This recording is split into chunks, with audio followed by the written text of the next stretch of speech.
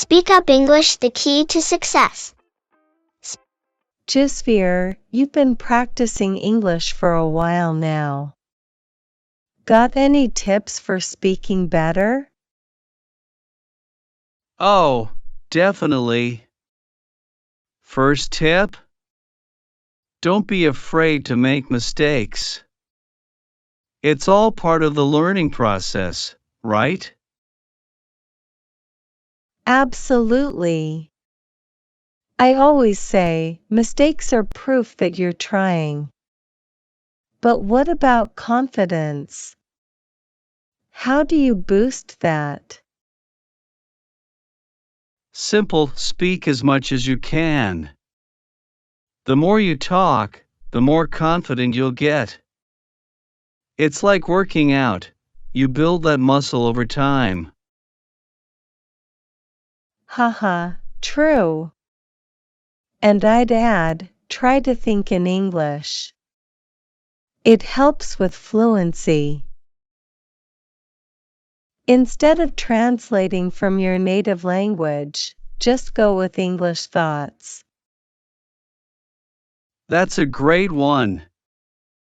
Also, surrounding yourself with English is key. Watch movies, listen to music, or even change your phone's language to English. Oh, I did that once, and it was so confusing at first. But it really helped me pick up new words. Exactly. And speaking of words, another tip is to learn phrases, not just single words. It makes conversations smoother. Right. Like instead of just knowing book, you'd know, can I borrow your book, or I'm reading a great book. Yep. And practice with a friend. It's less intimidating than talking to a stranger, and you can correct each other. Oh, and what about recording yourself? It's weird at first, but hearing how you sound can help you spot areas to improve. Totally. Plus, you can hear your progress over time, which is super motivating. Yeah, I love that idea. And one last tip, don't forget to have fun with it. Learning English doesn't have to be all serious. Exactly.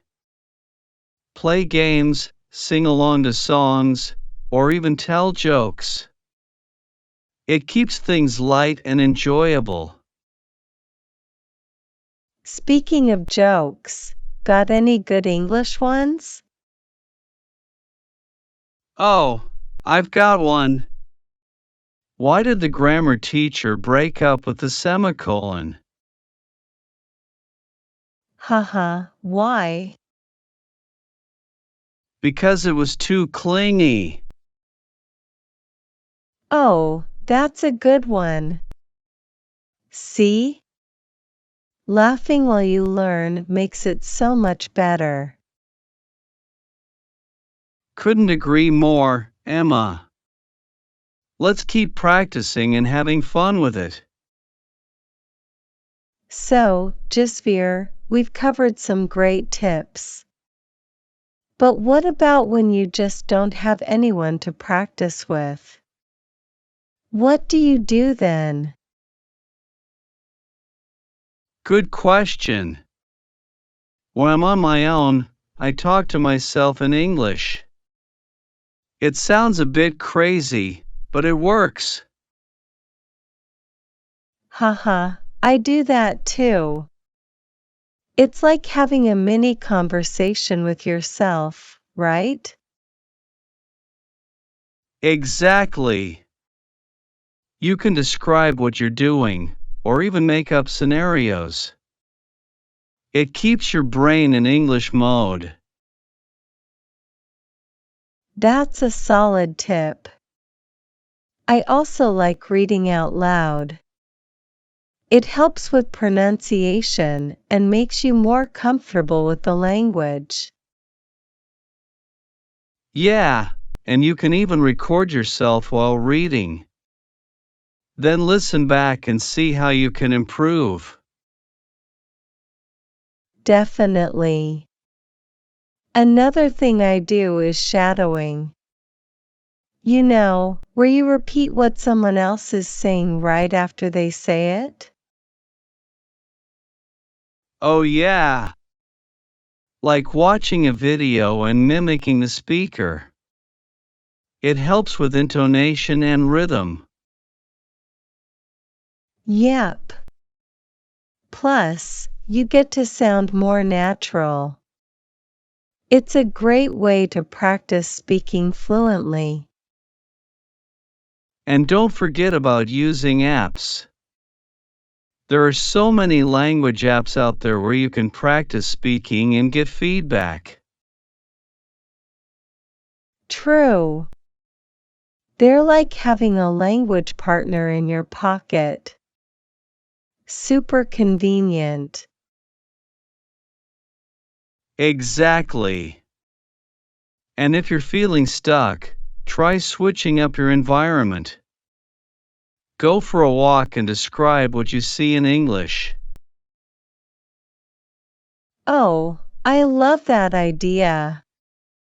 It's like a mini field trip for your brain. Keeps things fresh and interesting. Exactly. And hey, sometimes, just talking to a pet or even a plant can help. They won't judge your mistakes. Haha, that's adorable. I'm sure my dog understands English by now. Who knows? Maybe he's secretly fluent. That'd be hilarious. But seriously, these little practices add up. Consistency is key. Couldn't agree more. Even if it's just 10 minutes a day, it makes a difference. Yep, slow and steady wins the race. Let's keep these tips in mind and keep pushing forward. So, Emma, we've talked about a lot of great ways to practice, but what about confidence? How do you deal with the fear of making mistakes? Oh, that's a big one. Honestly, I used to be so nervous about messing up. But I realized that mistakes are just part of the learning process. Totally. If you're not making mistakes, you're not trying hard enough. Exactly. And most people are pretty understanding. They appreciate the effort you're making to communicate in their language.